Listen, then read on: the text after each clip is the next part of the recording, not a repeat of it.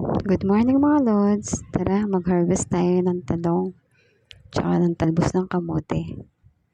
Samahan niyo ako. Let's go!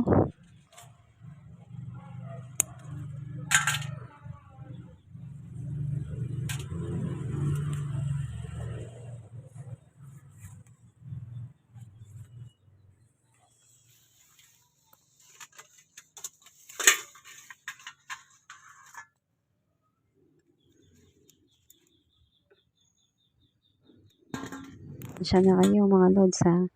Sa video lang kasi yan. Kaya ang ng pagkakakuha.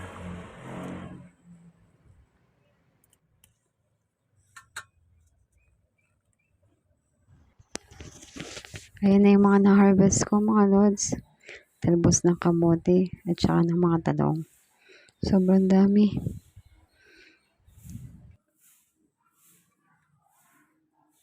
Kaya kung may space din kayo sa likod ng bahay, magtanim na rin kayo para hindi na kayo bumili. Sayang din kasi. Sige na, goodbye mga lods. Thank you for watching.